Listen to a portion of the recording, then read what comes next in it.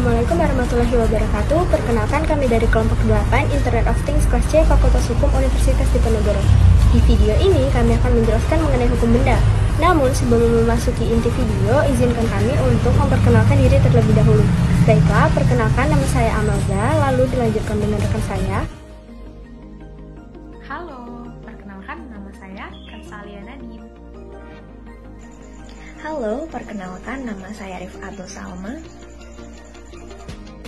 Halo, perkenalkan nama saya Alvena Cahya Putri.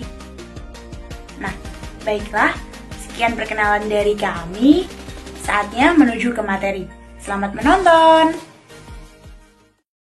Selanjutnya kita akan masuki subbahasan yang pertama, yaitu mengenai pengertian benda. Menurut Profesor L.J. Appledorn, benda dalam artian yuridis adalah segala sesuatu yang merupakan objek hukum.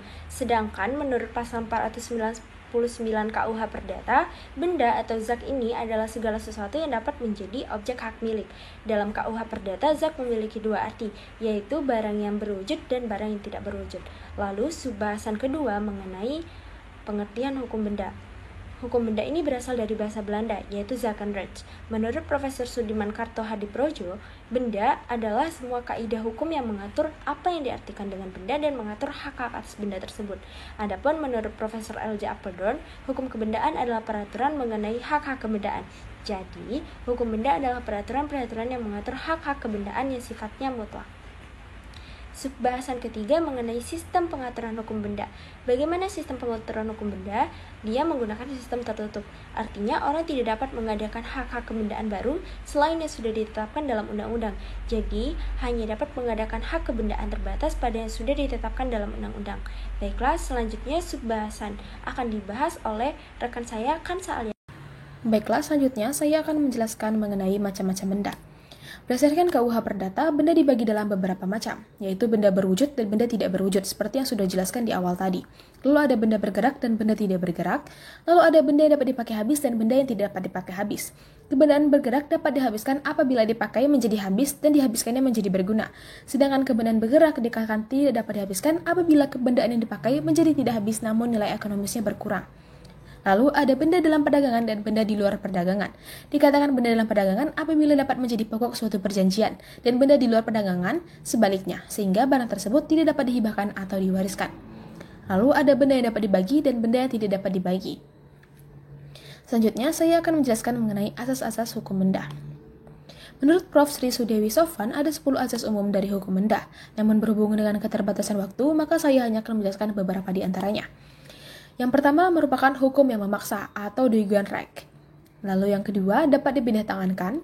Yang ketiga ada asas individualitas atau dapat ditentukan. Yang keempat ada asas totalitas, di mana hal ini dapat diperlunak melalui yang tertera pada pasal 602, 606, dan 608 KUH Perdata.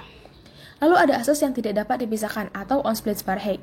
Lalu ada asas prioritas yang kedudukannya berjenjang. Lalu ada asas percampuran atau vermenging.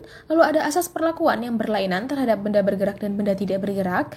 Lalu yang ke-9 ada asas publicitas. Dan yang terakhir ada sifat perjanjian, di mana sifat perjanjian di sini bersifat zakelijk. Baiklah, materi selanjutnya akan dilanjutkan oleh rekan saya. Baik, saya akan melanjutkan penjelasan yaitu tentang subbahasan hak kebendaan dan macam-macamnya. Yang pertama adalah definisi hak kebendaan, yaitu hak mutlak atas suatu benda di mana hak tersebut memberikan kekuasaan langsung atas suatu benda dan dapat dipertahankan terhadap siapapun juga. Selanjutnya adalah macam-macam hak kebendaan menurut KUH Perdata. Yang pertama adalah hak basic yang diatur dalam pasal 529 KUH Perdata, yaitu kedudukan seseorang yang menguasai suatu kebendaan baik dengan diri sendiri maupun dengan perantaraan orang lain dan yang mempertahankan atau menikmatinya selaku orang yang memiliki kebendaan itu. Yang kedua adalah hak milik diatur dalam pasal 570 KUH Perdata, yaitu hak untuk menikmati kegunaan sesuatu kebendaan dengan leluasa dan untuk berbuat bebas terhadap kebendaan itu dengan kedaulatan sepenuhnya, asal tidak bertentangan dengan undang-undang. Ketiga adalah hak pengabdian pekarangan yang diatur dalam pasal 674 KUH Perdata, yaitu suatu beban yang diberikan kepada pekarangan milik orang yang satu untuk digunakan bagi dan demi kemanfaatan pekarangan milik orang yang lain. Kemudian yang keempat adalah hak obstal diatur dalam pasal 711 KUH Perdata, yaitu hak untuk memiliki bangunan-bangunan atau tanaman-tanaman di atas tanahnya orang lain. Hak ini juga disebut dengan hak numpang karang. Yang kelima adalah hak pakai hasil diatur dalam pasal 756 KUH Perdata, yaitu suatu hak kebendaan dengan mana seorang diperbolehkan menarik segala hasil dari suatu kebendaan milik orang lain seolah-olah dia sendiri pemilik kebendaan itu, dengan kewajiban memeliharanya sebaik-baiknya. Terakhir adalah hak gadai yang diatur dalam pasal 1150 KUH Perdata, yaitu suatu hak kebendaan yang diperoleh seorang berpiutang atas suatu barang bergerak yang diserahkan kepadanya oleh seorang berutang atau oleh seorang lain atas namanya, dan yang memberikan kekuasaan kepada si berpiutang itu untuk mengambil pelunasan dari barang tersebut secara didahulukan daripada orang-orang yang berpiutang lainnya. Berdasarkan hak kebendaan yang diatur dalam buku 2 KUH Perdata yang sudah disesuaikan dengan berlakunya UU PA nomor 5 tahun 1960 dapat dibedakan menjadi dua macam. Yang pertama adalah hak kebendaan yang bersifat memberi kenikmatan, meliputi hak kebendaan yang memberikan kenikmatan atas bendanya sendiri dan atas benda orang lain. Yang kedua adalah hak kebendaan yang bersifat memberi jaminan. Kemudian, pembahasan selanjutnya adalah karakteristik hak kebendaan. Yang pertama bersifat absolut atau dapat dipertahankan oleh setiap orang. Yang kedua, memiliki jangka waktu yang tidak terbatas. Yang ketiga, hak kebendaan mempunyai droit de suite atau mengikuti bendanya dimanapun benda itu berada. Yang terakhir, memberikan wewenang yang sangat luas kepada pemiliknya. Baik, selanjutnya saya akan menjelaskan materi tentang hak kebendaan menurut UU PA. Hak kebendaan menurut UU PA dibagi menjadi 5. Yang pertama yaitu hak milik. Hak milik merupakan hak turun-temurun terkuat dan terpenuh yang dapat dipunyai orang atas tanah dengan mengingat semua hak atas tanah mempunyai fungsi sosial. Yang kedua ada hak guna usaha. Hak guna usaha yaitu hak untuk mengusahakan tanah yang dikuasai langsung oleh negara dalam jangka waktu paling lama 25 tahun guna perusahaan pertanian, perikanan, atau peternakan. Yang ketiga ada hak guna bangunan. Hak guna bangunan yaitu hak untuk mendirikan dan mempunyai bangunan-bangunan atas tanah yang bukan miliknya sendiri dengan jangka waktu paling lama 30 tahun. Yang keempat ada hak sewa.